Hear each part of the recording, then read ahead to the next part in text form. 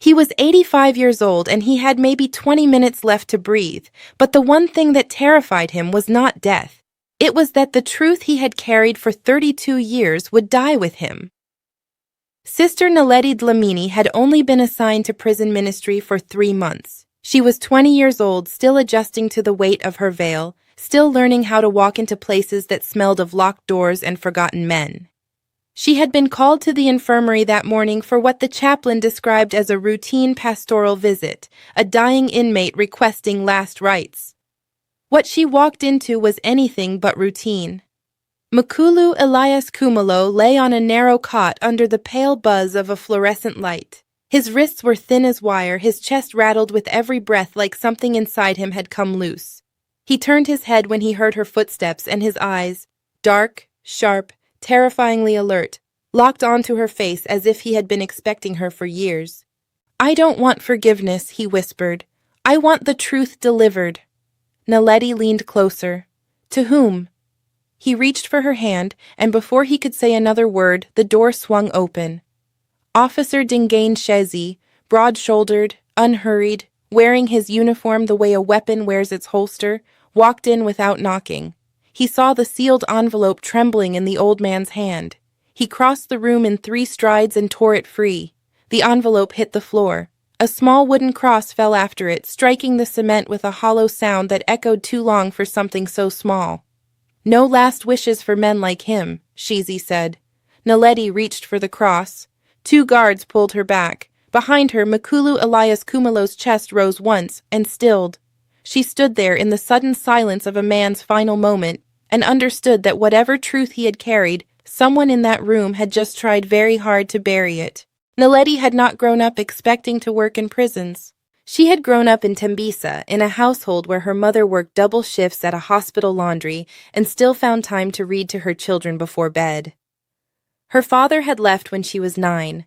Not dramatically, not violently, just quietly, the way some men decide that responsibility is optional. What remained was her mother's insistence that dignity was not a luxury. You could be poor and still be precise. You could be overlooked and still be purposeful. At 16, Naledi had entered a church vocational program, more out of curiosity than calling. At 18, that curiosity had deepened into something she couldn't name but couldn't ignore. A sense that the world had too many people who suffered without witnesses, and that being a witness was itself a form of justice. At 19, she took her novice vows. At 20, she was placed in Johannesburg Central Correctional Facility. Sister Superior Bongiwe Mathembu had given her exactly one piece of advice on her first day. "Do not go in thinking you can save anyone. Go in thinking you can see them." Naledi had nodded. She believed in being seen. She had not understood then how dangerous that belief could become. The day after Khumalo's death, she returned to the prison with a bag of donated toiletries and a scheduled list of counseling visits. She told herself she was going to follow the routine. She had almost convinced herself of it. Almost. In the chaplain's narrow office, Father Sipho Ndlovu looked up from a stack of files and registered her expression before she said a word. He exhaled slowly. "You're here about Khumalo." "He had an envelope," Naledi said. "Officer Shezi took it." Father Sipho's eyes moved to the closed door. "Sister, let it go." "Why?" "Because Shezi doesn't operate alone, and because men who ask inconvenient questions in this building tend to find their access revoked." Naledi pulled her chair slightly closer. "Who was Elias Khumalo? Not the conviction, who was he?" Father Sipho was quiet for a long moment. Then, "He was convicted 32 years ago. Armed robbery, conspiracy, murder. A businessman was killed in a car ambush outside the city. Khumalo was listed as part of the group responsible. Was he guilty?" Father Sipho looked at her steadily. "The court said he was." "That's not what I asked." The silence between them said everything. Then carefully, the chaplain said, "Over the years, he claimed he had taken the fall, that he was protecting someone. He never said who." "I don't want freedom. I want the truth delivered." Before Naledi could respond, the door opened. Officer Shezi walked in the way men who've never been asked to knock walk into rooms with absolute certainty of welcome. His gaze moved from Father Sipho to Naledi, and a smile appeared on his face that contained no warmth at all. "The young saint is back," he said. "Good morning, Officer Shezi." He walked to the center of the room, rolling something between his fingers, the wooden cross. Naledi's breath caught.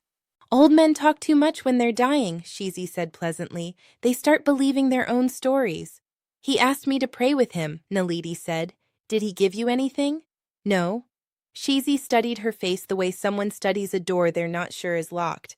Then he held up the cross, turning it so the back faced her. There was a symbol carved into the wood, precise, deliberate, not decorative. A crest. She stared at it. "You recognize it?" Shezi asked. "No." His hand tightened around the cross. "You may not have it," he said. And then, on his way out, "Stop digging into graves, Sister Naledi. Some dead men are buried for a reason." When the door closed, Father Sipho looked at her quietly. "Now you understand." But Naledi was no longer thinking about understanding. She was thinking about the way Shezi had reacted, not like a man mocking a dying prisoner, but like a man guarding something fragile. That carved symbol hadn't been nothing, and the fact that he'd noticed her noticing it meant it wasn't nothing to him either. By the next morning, the prison had already changed its posture toward her. She signed the visitor's ledger and noticed a red annotation beside her name. Additional supervision required. She didn't ask what it meant. She walked through the gates and felt eyes adjust in her direction. In cell block C, the long-term wing where the walls wore their age openly, she stopped outside the cell that had been Khumalo's. His mattress was bare, the small shelf had been wiped clean. A man who had lived in this space for over 3 decades had been erased before his body was cold. "They do it fast," said a voice behind her. She turned. An elderly inmate with trembling hands gripped the bars of the neighboring cell. His name tag read, Mbatha. "So you stop asking." "What was his name before he became a number?" Naledi asked. Mbatha looked at her carefully. "He was someone's driver," he said quietly. "Someone important, not the man who died, someone bigger." He paused. "He switched cars that night. That's what the old ones say. He put himself in the wrong place on purpose." "To protect someone?" Mbatha said nothing more.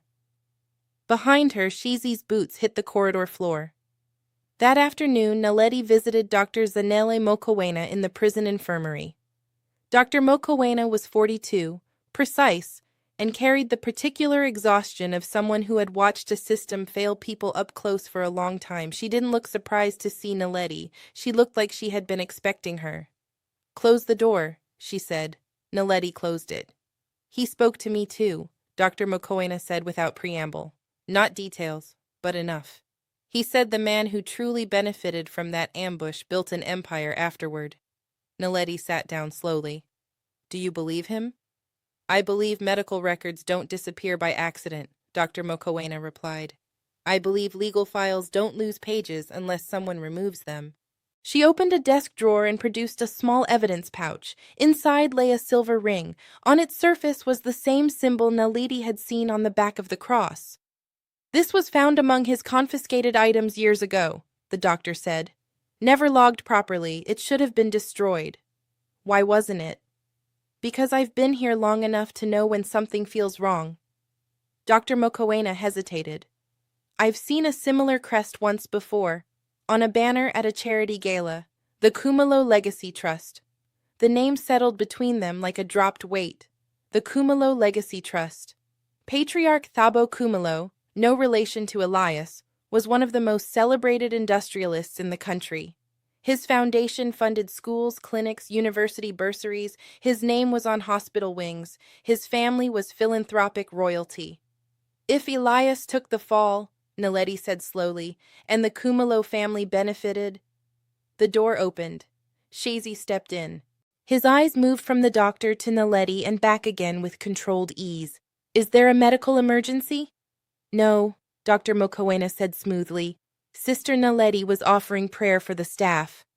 Shezi smiled. "How kind." He paused at the door. Oh, we reviewed Khumalo's effects. There was no envelope. He looked at Naledi. He died with nothing but regret. He left. The room was quiet. Naledi looked at the doctor. He's lying. Yes, Dr. Mokoena said. And now you need to decide what you're going to do about it. That night, back at the convent, Naledi sat in the chapel with her rosary and could not pray. The carved symbol pulsed in her memory. The ring, the cross. The envelope Shezi had taken before Elias Khumalo's chest stopped rising. He had said, I want the truth delivered, not discovered, delivered, to someone specific. She rose at 2 a.m, went to the small desk in her room and opened her notebook. She wrote what she knew. A man convicted 32 years ago had claimed he took the fall for someone connected to a powerful family. His cell had been stripped within hours of his death. His correspondence had reportedly been intercepted. A doctor had kept a ring that matched a family crest, and the wooden cross, the one Shezi now had in his pocket, was the last object Elias Khumalo had tried to hand to her. She didn't sleep again that night. Near dawn, she heard a car slow outside. She went to the window. A dark sedan sat idling at the convent gate with its headlights off. She stepped back from the glass slowly. Whatever Elias Khumalo had been carrying, its weight had just found her address. She returned to the prison the next afternoon with a calm she had rehearsed all morning. Shezi met her at the administrative office. Not at the gate, at the office, as if he had been positioned there for exactly this. You want closure, he said. It wasn't a question. I want his personal effects, for pastoral records. He had nothing. He had a cross, she said. Something flickered behind his eyes. He walked to a cabinet, opened it, and she saw it. The wooden cross, lying there as if it hadn't been ripped from a dying man's hand 24 hours ago. Shezi picked it up, turned it over, looked at her. You want this. It's not contraband, she said. It's a religious item. You want it because you think it means something. I want it because it isn't yours. A silence crackled between them. Then Shezi set the cross in her hand. The weight of it surprised her, heavier than bare wood should feel. Keep it, he said. It won't save you. She thanked him and walked out. In the prison chapel, alone, she turned the cross over, ran her fingers along every edge. There, near the base, a slight indentation. She pressed it. The bottom section shifted. The cross was hollow. Inside, folded so tightly it had become almost fabric, was a thin strip of paper. Her hands trembled as she unfolded it. 2 things were written, a name and a city. Advocate Mbatha, Cape Town. Below it, in smaller handwriting, for the child. Naledi sat very still for a long time. Advocate Mbatha. She knew the name, a human rights lawyer, outspoken, known for reopening cold cases involving wrongful convictions. A woman who made comfortable people uncomfortable. Shezi hadn't known the cross was hollow, or he had known, and had let her take it anyway, expecting her to lead him somewhere. Either way, she now had a direction. She tucked the paper against her skin and stood. Cape Town was a long way from Johannesburg, but 32 years of silence was a longer distance still. She told Sister Superior Bongiwe only what was necessary. She needed to travel for a ministerial consultation. The full story, the hollow cross, the name, the symbol, she held close. Not out of deception, but because fear, spoken too early, multiplies. Bongiwe studied her face for a long time. You look like someone who has already decided. I have been asked to deliver something, Naledi said, by a dead man. Yes. Bongiwe exhaled. You understand what could happen if you're wrong. It wasn't a question. And if I'm right, Naledi replied, then a man died protecting a child who grew up inside a stolen story. That evening, a vendor named Mama Dube in the Soweto market had confirmed more than Naledi expected. She had been selling fabric outside a Pretoria courthouse 30 years ago. She remembered the trial, not the interior, but the journalists who came outside to smoke and argue about what couldn't be printed. The businessman who died was not the intended victim, Mama Dube said. Her voice dropped to near nothing. The intended victim was a child, a boy in the car. He survived, but he vanished from the record. How does a child vanish from a murder case? Mama Dube gave a bitter smile. The same way pages vanish from files. Khumalo switched cars, Naledi said. Yes, to protect the boy. Mama Dube's eyes darkened. And then he confessed to everything. People said he traded his freedom for someone else's future. Whose future? The vendor's gaze sharpened. You've already said a name tonight, she said quietly. The one on the banner. The trust. A crash echoed nearby. Naledi turned. Two men stood at the edge of the market, not shopping, not moving, just watching. One had sunglasses on despite the fading afternoon light. They've been here since you arrived, Mama Dube said without looking. Naledi didn't run. Running confirmed guilt. She walked calmly into the flow of foot traffic, let the crowd swallow her, stepped into a taxi without looking back. Through the rear window she saw one of the men lift a phone to his ear. This was no longer theoretical. Cape Town met her with salt air and wind. Table Mountain stood dark and indifferent against the sky. At noon the next day, inside St. Bartholomew's Church in Woodstock, old stone walls, the smell of damp hymnals, Advocate Ayanda Mbatha walked in through the side entrance at exactly the agreed hour. She was taller than Naledi had imagined. Early 40s, a dark coat that spoke of precision without vanity. She scanned the church, found Naledi in the third pew, and sat without greeting. Show me, she said. Naledi placed the wooden cross between them. Mbatha examined it without touching it. He wrote to me once, she said. 29 years ago. The letter never arrived. No. Mbatha looked up. How did you know? Because he kept trying in other ways. Naledi pressed the indentation. The cross opened. She handed over the strip of paper. Mbatha read it, and for the first time the composed surface of her face shifted. Not dramatically, but the way a wall shifts in an earthquake, everything still standing but the foundation now known to be cracked. For the child, Mbatha murmured. Do you know who the child was? Mbatha set the paper down carefully. I suspect, she said, that he is now known as Elias Khumalo. The name landed like a stone. Elias Khumalo, 32 years old, current public face of the Khumalo Legacy Trust, Cambridge educated, celebrated on the covers of business magazines for his commitment to social development, the polished, protected heir. The ages align, Mbatha said, and there was an internal memo, one I was never permitted to access, that referenced minor witness extraction. Extraction, Naledi repeated. Removal from the narrative, Mbatha said coldly. If Elias switched cars to protect that boy, then the ambush was meant for the child. The businessman who died was a casualty. Khumalo confessed to shield the heir, and the family left him there for 32 years. A creak echoed at the back of the church. Both women turned. A man in a dark suit stood near the entrance, still, watching. Mbatha stood smoothly. You were followed, she said quietly. Leave separately, Mbatha instructed. Return to your accommodation. Don't travel tonight. She picked up the cross and slid it into her coat. Then she walked directly toward the man. Naledi remained seated, her pulse thundering quietly. Through the stained glass reflection, she watched Mbatha stop in front of him. A few words exchanged. The man stepped aside. Mbatha exited. The man's gaze found Naledi, not threatening, assessing, a warning in the shape of attention. Naledi rose, walked out into the Cape Town wind. She had delivered the message. The system had noticed. And somewhere in a glass tower overlooking the ocean, Sipho Khumalo's carefully maintained world had just received the first tremor of something it had been built to prevent. The gala was held in a glass-walled conference center the following evening. Naledi stood across the street with Mbatha watching guests arrive. Tailored suits, champagne, the particular shine of money that has never had to explain itself. Sipho Khumalo's image appeared on a banner near the entrance. 32, composed.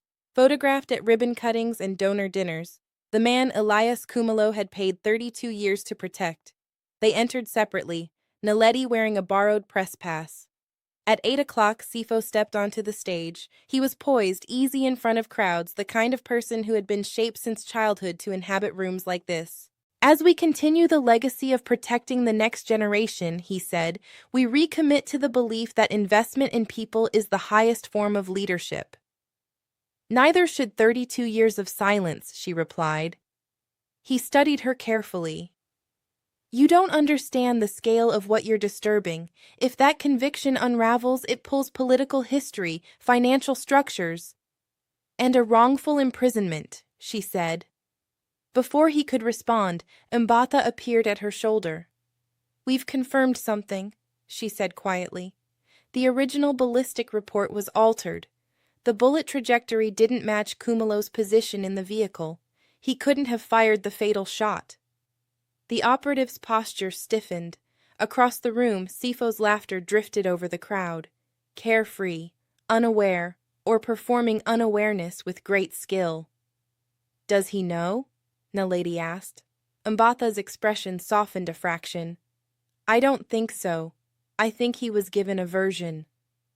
Sipho's gaze drifted toward them. It found Naledi's face first, and then his eyes dropped to Mbatha's coat where the cross was hidden.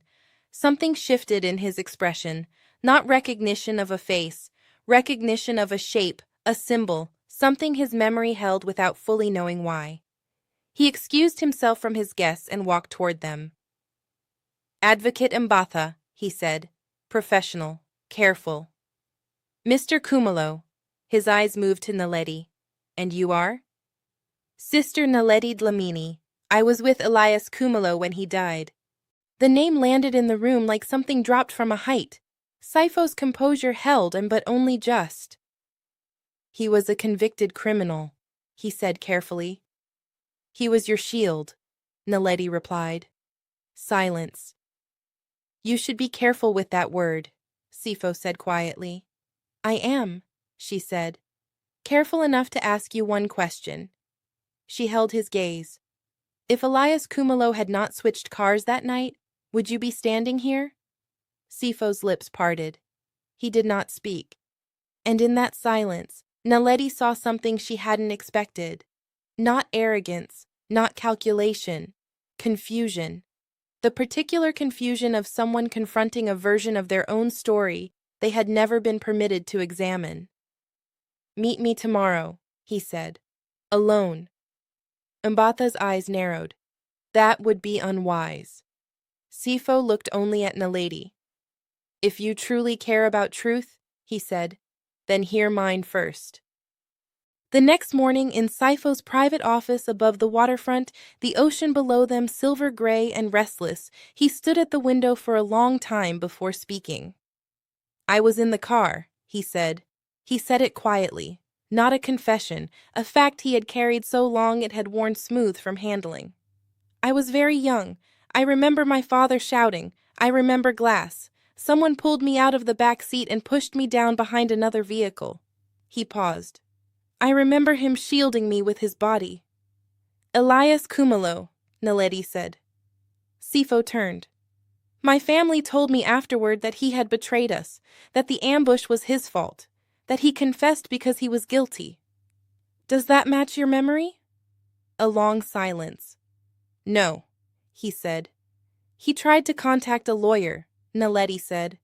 Advocate Mbatha, 29 years ago. The letters were intercepted. Sipho closed his eyes briefly. The original ballistic report places the shooter outside the vehicle, she continued. Someone filed an amendment 3 weeks after the trial. Your grandfather's signature is on the amendment.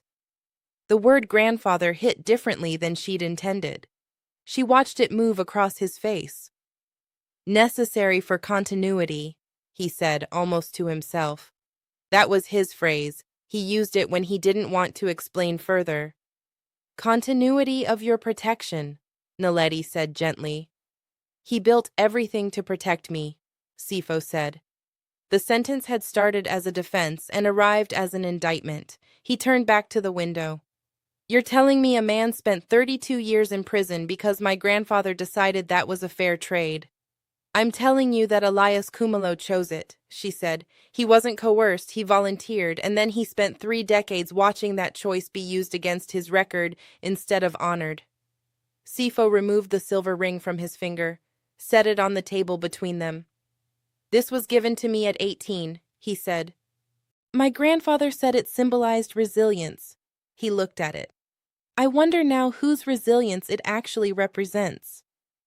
I'm not asking you to destroy your family, Naledi said.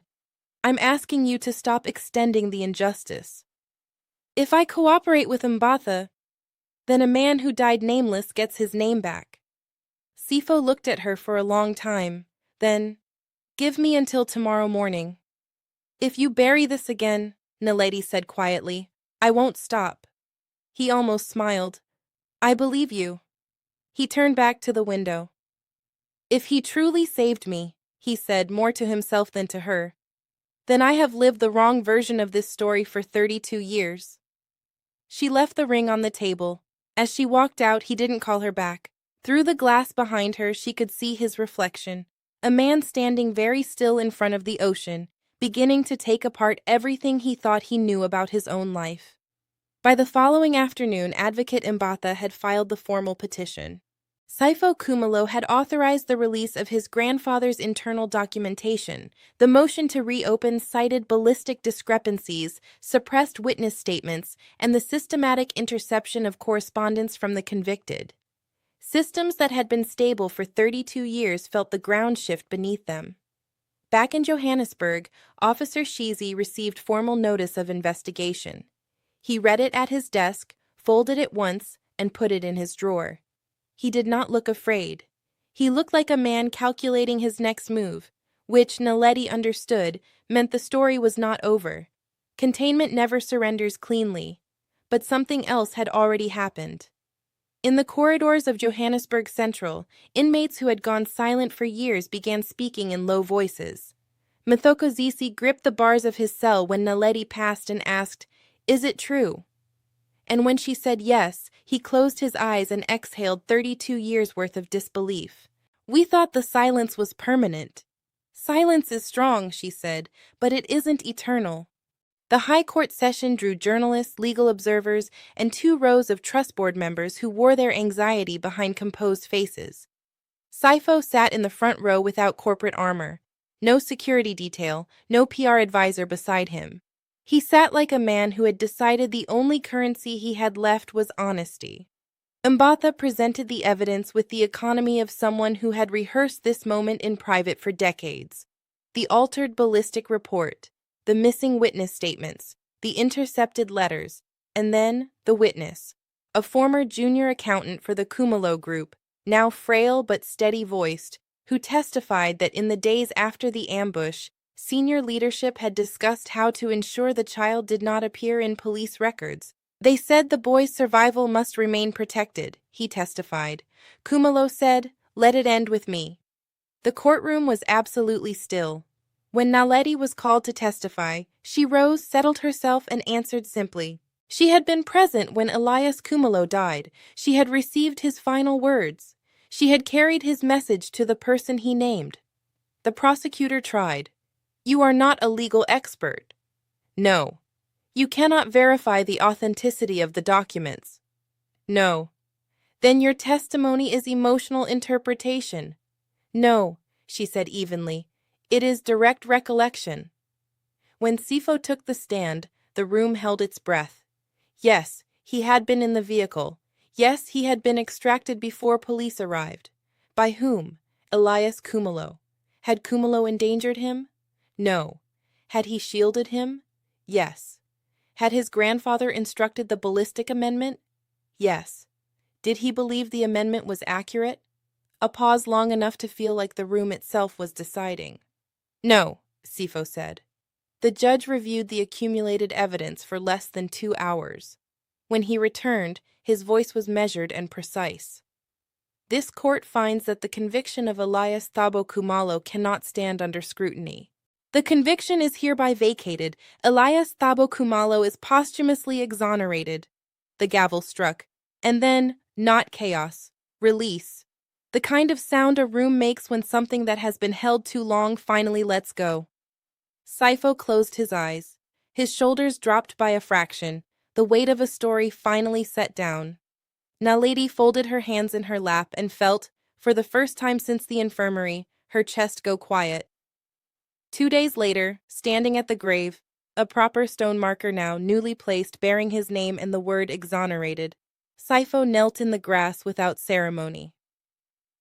"I was told you betrayed us," he said quietly. "I was told your confession was guilt. I grew up believing you were a criminal who happened to be in the wrong car at the wrong time." He set a small bunch of flowers against the stone. "I was wrong. And I'm sorry it took your death for me to be told the truth." The wind moved through the trees overhead. Naledi stood a few feet back and let him have the silence. This was not her moment. This was Elias Khumalo's, 32 years late, imperfect, insufficient, but real. "I'll name the legal fellowship after him," Sipho said, rising. "For children of incarcerated parents, people who need what he never had, someone to fight for the record." "That's good," Naledi said simply. He looked at her. "You're not satisfied." "I'm not finished," she said. "This was one case." He almost smiled. "Mbatha already has 3 new inquiries." Naledi looked at the grave. Elias Khumalo, exonerated, not restored to life, not given back the decades, but restored to truth. "He didn't ask to be remembered," she said. "He asked to be delivered." "And you delivered him," Sipho said. She placed her hand lightly on the stone. "We delivered each other," she said quietly. "Now the work continues." Officer Shezi faced formal charges for obstruction of justice and evidence tampering. His trial would take months. The Khumalo Legacy Trust underwent external audit. Donors divided. Several resigned from the board. Sipho did not step down. He stood at a community hall in Mbatha, no glass tower, no branded backdrop, and told several hundred people that leadership built on incomplete truth was not leadership, it was performance, and performances eventually end. Dr. Zanele Mokoena was cleared after a review confirmed she had preserved evidence rather than suppressed it. Father Sipho Ndlovu submitted his resignation from the prison chaplaincy, saying only that he had waited too long and owed the system his absence. Naledi did not argue with him. She thanked him for the pastoral file. He told her she had done what many older people had not. She said she had simply kept a promise. At the convent, Sister Superior Bongiwe asked her one evening whether the experience had changed her path. Naledi considered the question honestly. "I came into this work believing that service meant comfort," she said. "Now I understand it includes confrontation." "That's a heavy understanding for 20 years, Bongiwe said. "Yes," Naledi agreed, "but it fits. 3 new convictions from the same era were reopened for review. Not all would end in exoneration, but each would receive scrutiny. The system, once opaque, was now being examined under steady light, not because the light was powerful, but because someone had refused to look away." In a prison corridor somewhere, an elderly inmate pressed his forehead to cold bars and heard that his name might one day be spoken cleanly. In a law office in Cape Town, Ayanda Mbatha answered the phone and wrote a new name in her case log. In a cemetery east of Johannesburg, flowers left by strangers accumulated against a stone that now bore the word exonerated.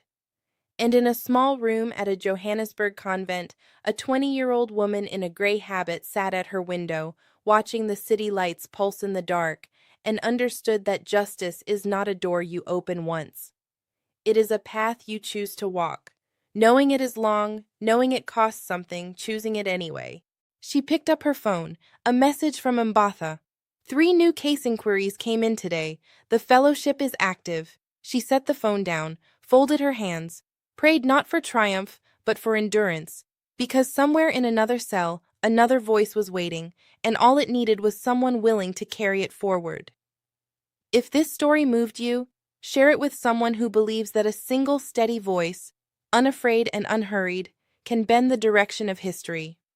Like this video, subscribe to African Heritage Tales, and tell us in the comments, where are you watching from, and would you have had the courage to deliver that truth?